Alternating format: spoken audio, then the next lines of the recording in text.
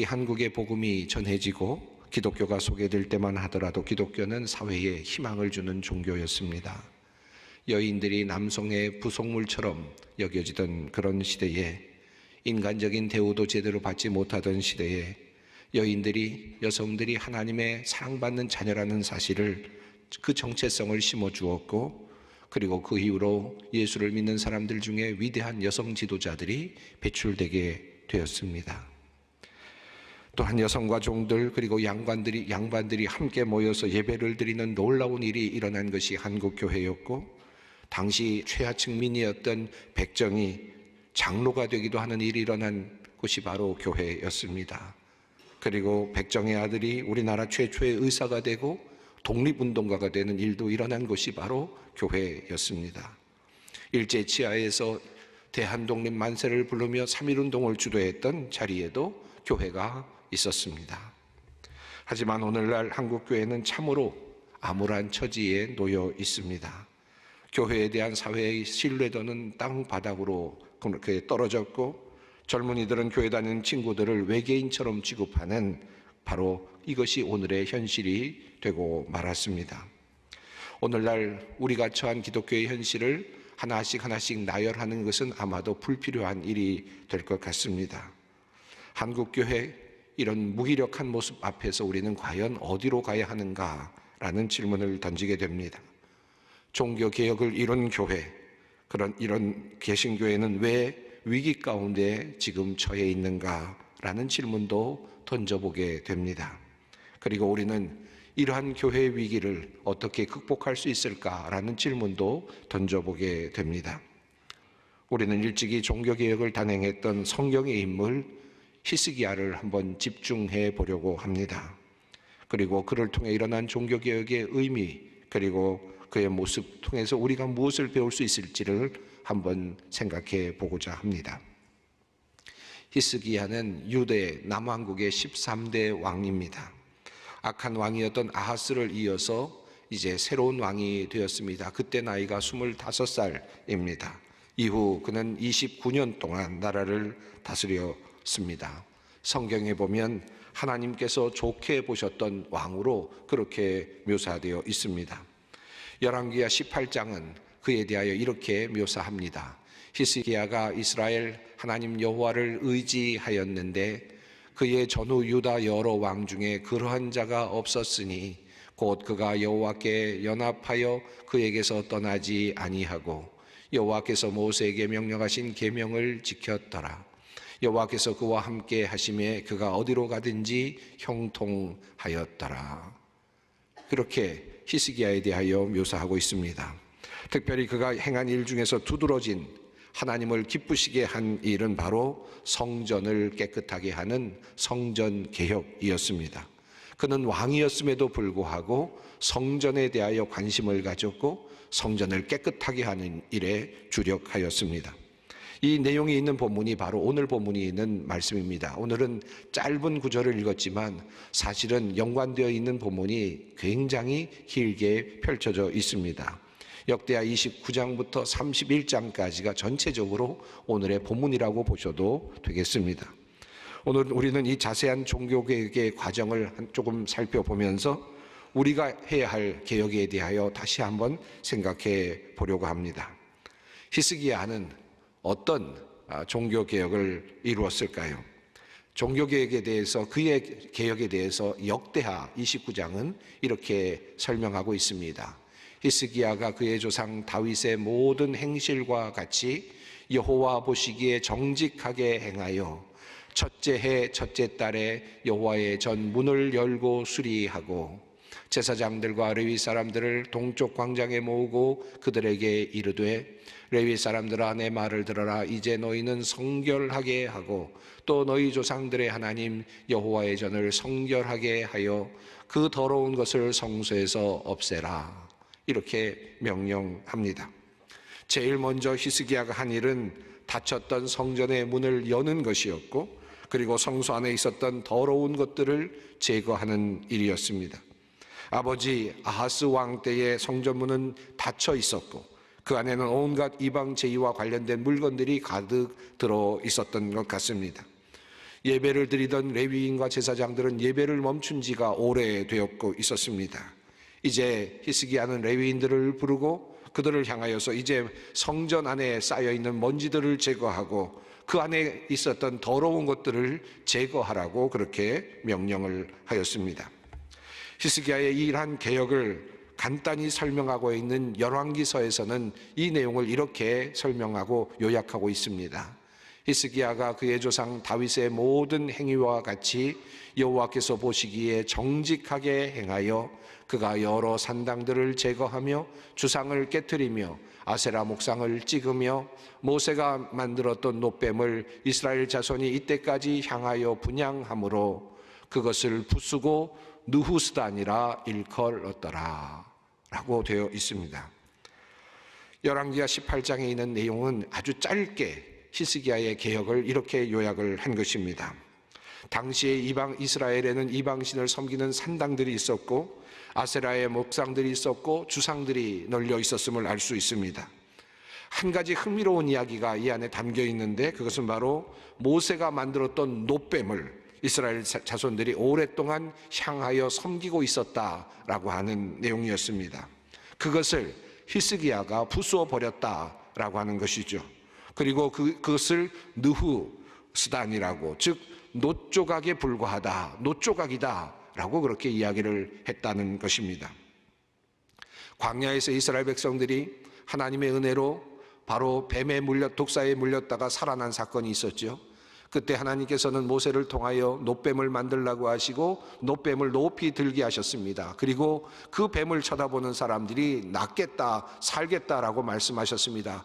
놀라운 광야에서의 사건이었습니다. 그리고 그것을 본 사람들이 살아났죠. 아마도 그 이후로 그 놋뱀은 아마 신성시 되었던 것 같습니다. 놋뱀의 형상을 만들어서 많은 시간이 흘렀음에도 불구하고 이스라엘 백성들은 그 놋뱀을 숭상하고 그것을 경배하고 있었던 것입니다. 하나님께서 그들을 구원하여 주시고 하나님께서 그들을 살려주셨건만 이스라엘 백성들은 그 배후에 계시는 하나님을 놓친 채 놋뱀만을 바라보고 있었던 것을 우리가 성경을 통해서 알게 됩니다. 그들은 지금 하나님을 잃어버리고 도리어 뱀만을 보고 있는 형국이 되었습니다. 그때 히스기야는 그 놋뱀을 부수어 버렸다라고 하는 것입니다. 그리고 이것은 그저 놋조각에 불과하다라고 그렇게 말하였다라고 하는 것입니다. 진정한 종교개혁자의 모습이라고 할 수 있겠습니다. 우리가 어떻게 주님 앞에서 귀한 성도가 될 수 있을까? 그것은 한마디로 말하면 참 예배자로 돌아오는 데 있다고 할 수 있겠습니다. 옛날 예배와 관련된 오래된 이야기가 있습니다. 유럽에 있는 이야기 중에 이런 이야기가 있죠. 한 수도사의 수도원장이 늘 기도를 드릴 때마다, 수도원에서 기도회를 가질 때마다 고양이를 한 마리 데리고 오곤 했다고 합니다. 고양이를 참 좋아했던 수도원장이었던 것 같습니다. 그래서 그 수도원에서 예배를 드릴 때마다 그때마다 고양이를 데리고 와서 고양이를 목줄을 매고는 옆에다가 묶어두고는 그렇게 미사를 집전하고 했다고 하죠. 그러다가 그만 그 수도원장이 세상을 떠났습니다. 그러자 이제 수도사들이 생각을 합니다.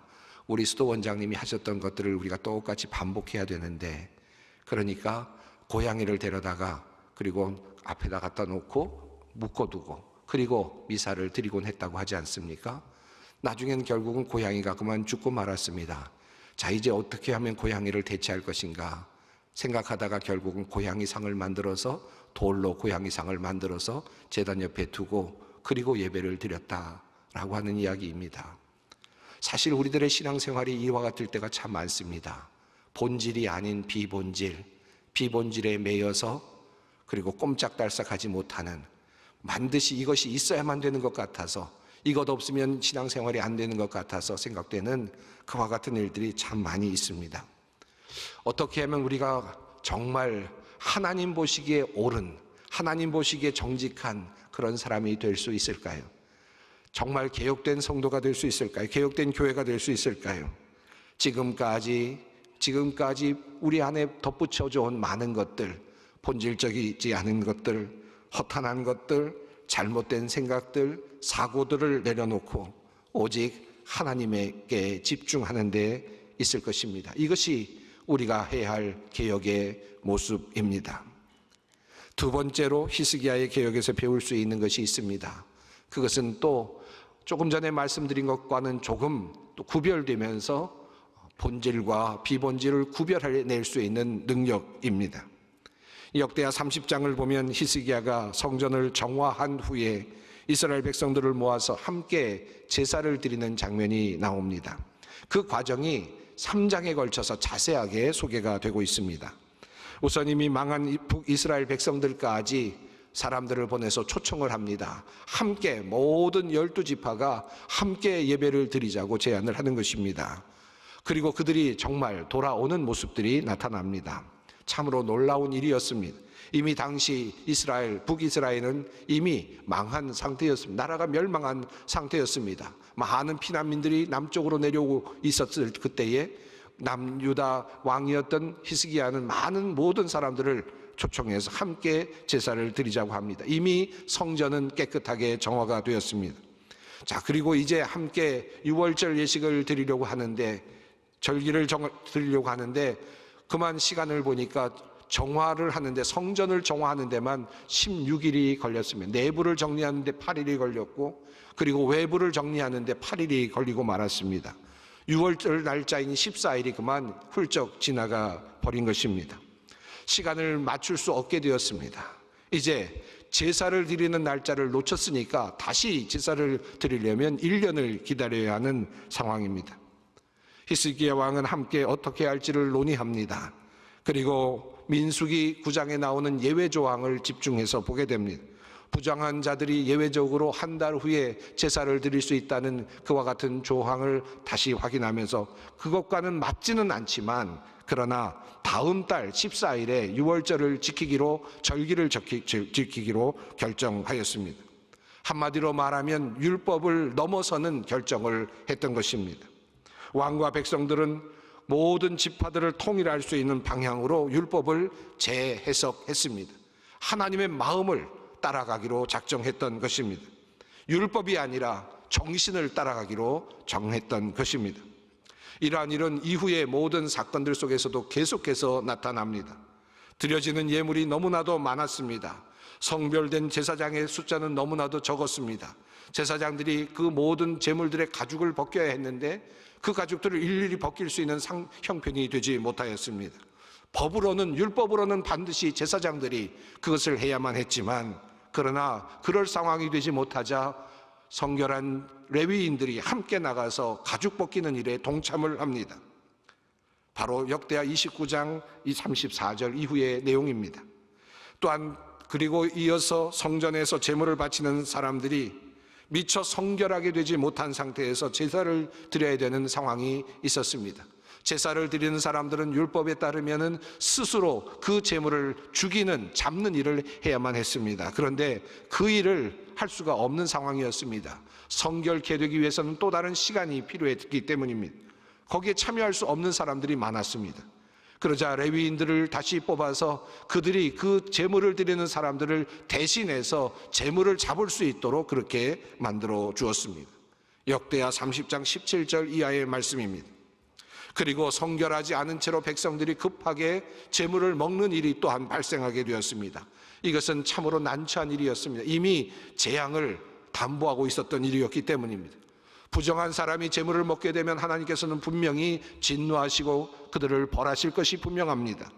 히스기야는 이제 하나님 앞으로 나아가서 그들을 용서해달라고 간절히 하나님 앞에 기도하기 시작했습니다. 율법을 어겼기 때문이었습니다.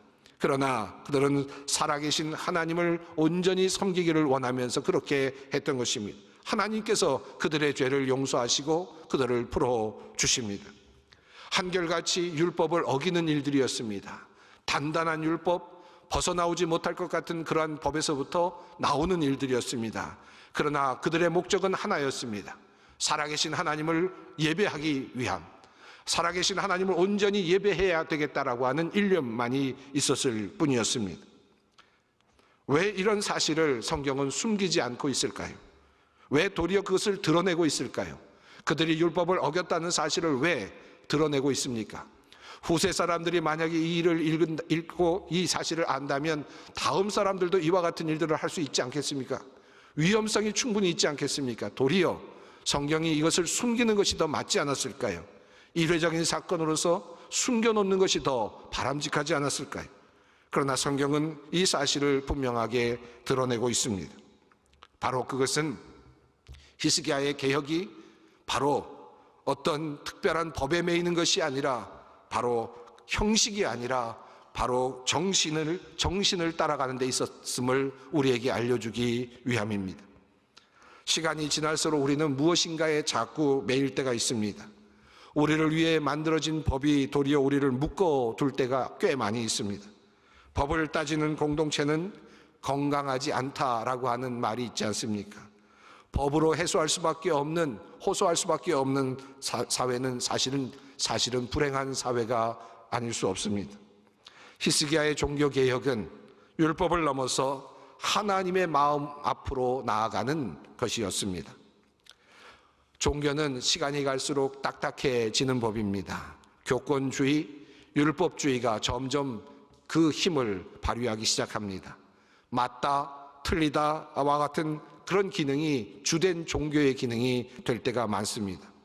판단을 교권이 하게 되고 그리고 그 판단에 사람들이 정죄되는 일들이 비일비재하게 발생합니다. 진정한 개혁이 무엇일까요? 딱딱한 율법을 붙잡는 것이 아니라 하나님의 마음에 다가가는 것입니다. 그 사랑과 그 하나님께서 우리에게 주신 그 자유를 알아가는 것입니다. 이것이 바로 진정한 개혁이라 할 수 있습니다. 그러기 위해서는 창의력과 그리고 상상력이 우리에게 필요합니다. 초기 한국교회는 이런 것들로 넘쳐나지 않았습니까?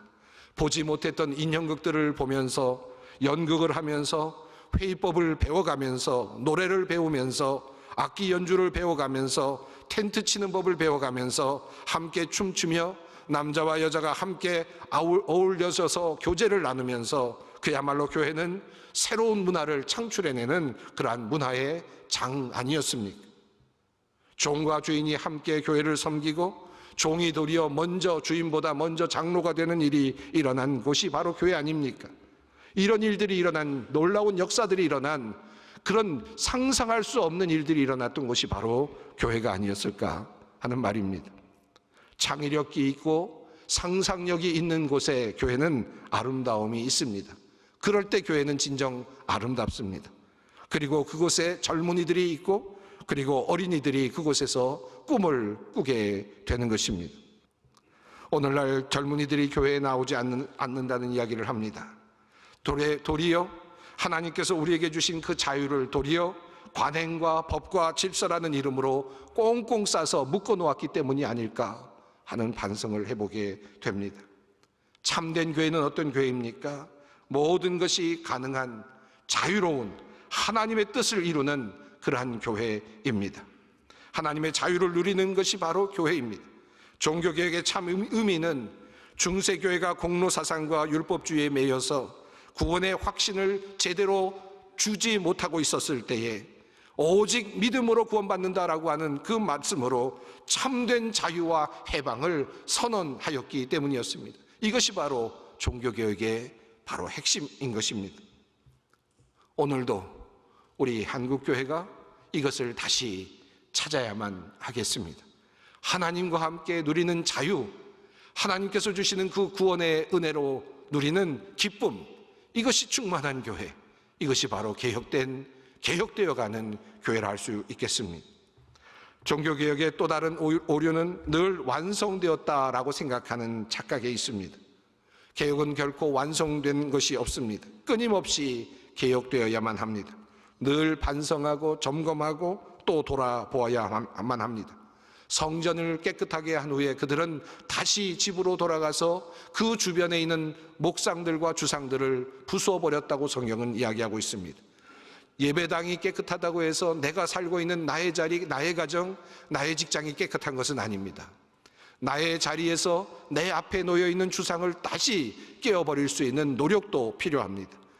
나의 모든 자리가 바로 하나님을 섬기는 자리가 되어야 한다는 말씀입니다. 완성되었다라고 생각하는 순간 우리는 멈추게 되고 결국은 타락하게 되는 것입니다.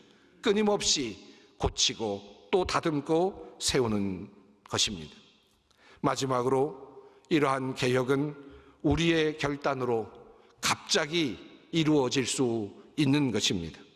그리고 이것은 하나님의 선물이기도 합니다. 히스기야가 결단하고 시작한 일이 레위인들을 이끌어내고 그리고 제사장들을 이끌어내고 평신도들을 이끌어내었습니다. 개혁의 장으로 나올 수 있도록 만들었습니다. 개혁은 결코 기다린다고 그냥 있다고 주어지는 것이 아닙니다. 누군가의 결단, 누군가의 결심이 필요합니다. 결심이 없으면 개혁도 없습니다. 결단이 없으면 개혁은 일어나지 않습니다. 오늘 갑자기 결단을 통해 일어나는 것입니다. 그 결단으로 우리는 새로운 국면으로 들어설 수 있습니다. 95개 조항을 마틴 루터가 비텐베르크 예배당에 붙이는 그 순간 새로움이 시작되었던 것입니다. 이 일이 갑자기 되었으니 성경은 그렇게 우리에게 증언하고 있습니다. 그리고 개혁 성경은 이런 사람들을 가리켜 히스기야를 가리켜 여호와 보시기에 정직하게 행하였다라고 말합니다. 새 번역은 이렇게 번역합니다. 주님께서 보시기에 올바른 일을 하였다라고 말합니다. 주님께서 보시기에 올바른 일을 하는 사람, 바로 그 사람이 진정한 개혁자입니다. 우리 모두가 그런 개혁자 되기를 간절히 바랍니다.